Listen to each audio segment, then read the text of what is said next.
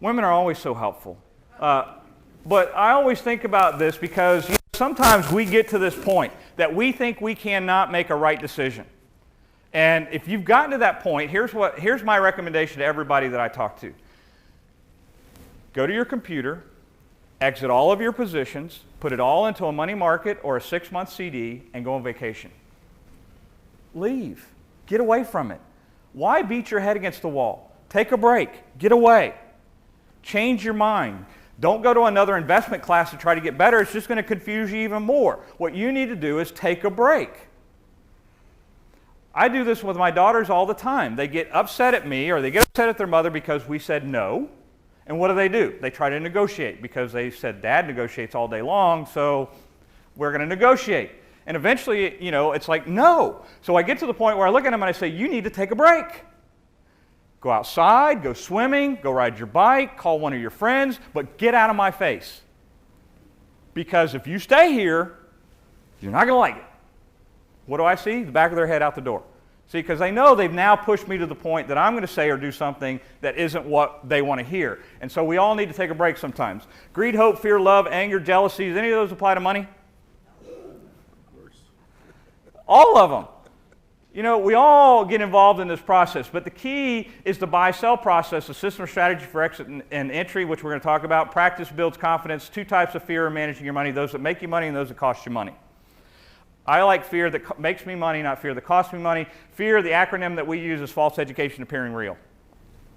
See, if we falsely educate ourselves, at some point it will appear real. Now, 4 steps to overcoming fear. 1, focus. You have to focus on what you really want. 2, explore the warning signs. Research your resistance. Be aware and move forward. Educate yourself about you. How many of you have trade journals? Get one. Go down to the local store, a CVS, buy you a composite book like you used to use in high school or college, and write down in that book why you own every position you have. But when you start that, the first thing you need to write down is what is my ultimate goal? Is it to retire? Is it to have comfortable retirement income, buy a house, travel, have money for my kids, give it away to charity? Whatever it is, you define it, but then explore within your portfolio. Why do you own these things? Write it down. And then every time you get a little bit anxious, what do you need to pull out? Your book and read it. Oh, that's why I own it. Okay, I feel better. See, don't allow the media, CNBC, the confused neurotic broadcast company, they're in the business of getting you emotionally stimulated. I just walked through the lobby, and no lie, I wanted to walk in and go, boo! They have a big screen TV down there. It's on CNBC, and there are 75 people sitting there. I'm like, what are you doing? It isn't going to change because you're looking at it. It is what it is. Let's move on. A, access or assess your fear. If possible, avoid putting yourself in situations. If you are not a good trader, why are you trying to trade? This just boggles my mind. It's called greed. See, you think you can make more money by teaching yourself to be a trader. You're not a trader. Stop it. Find what you do well and do it. I tell people about this in career counseling. If you don't like your job, quit. You're making everybody miserable by going there. Quit. Do what you want to do. Be what you want to be. Invest the way you want to invest, and quit letting other people dictate how you invest. If your next door neighbor made 100% on belly flop futures on ABC stock, all I look at and say, congratulations. I'm really happy for you.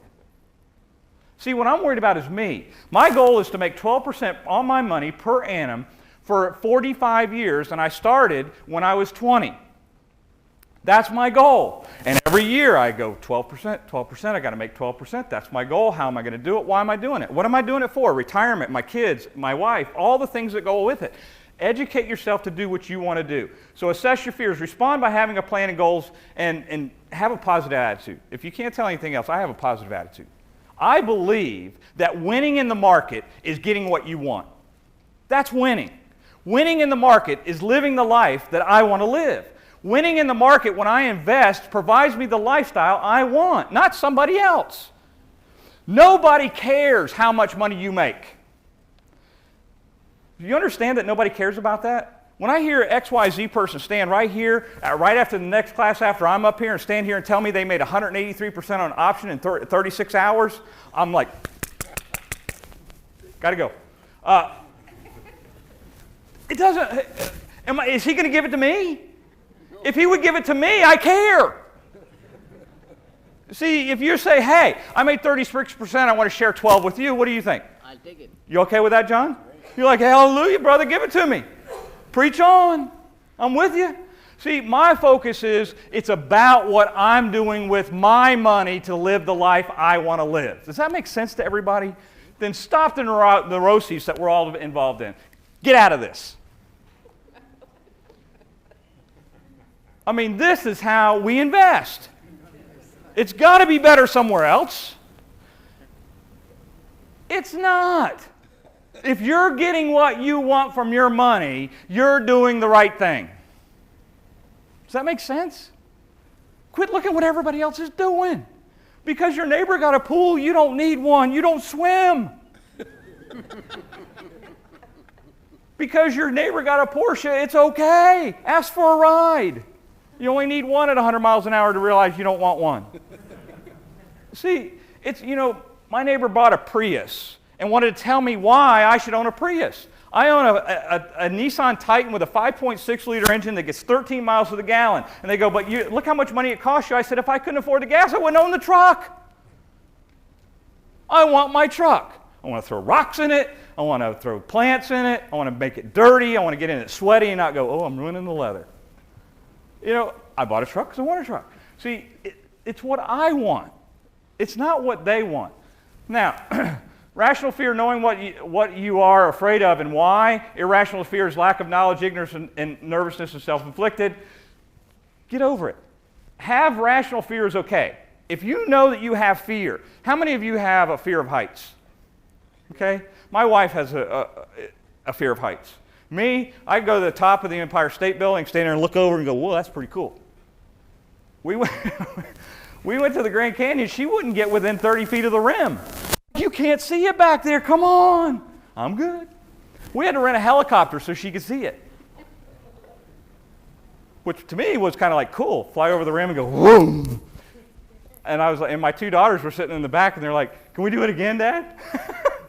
But, you have to decide what your fears are and get over them. Manage the in-betweens. Now, this is what I'm going to spend the rest of my time talking about, is managing the in-betweens. Here's the problem I've got, is that when we get to investing, if you're going to get it all right now. Here's how I'm going to help every one of you become a better investor.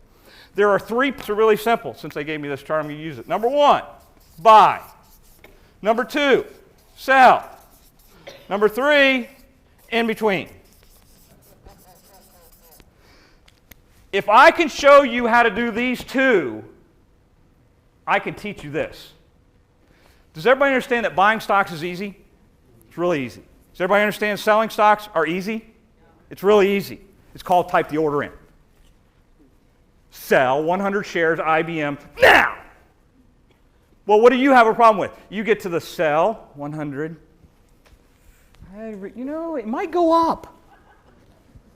I'm going to hold it a couple days, and you hold it through this morning, and you're going, God dang it! I knew I should have sold it. No, because what is missing? It's missing that you don't have a strategy. You have no strategy. Following someone else is not a strategy, because you're going to go where they go, maybe. See, follow you. Here's how you buy a stock. If we said technical analysis, everybody understand technical analysis? Let me flip forward here real quick.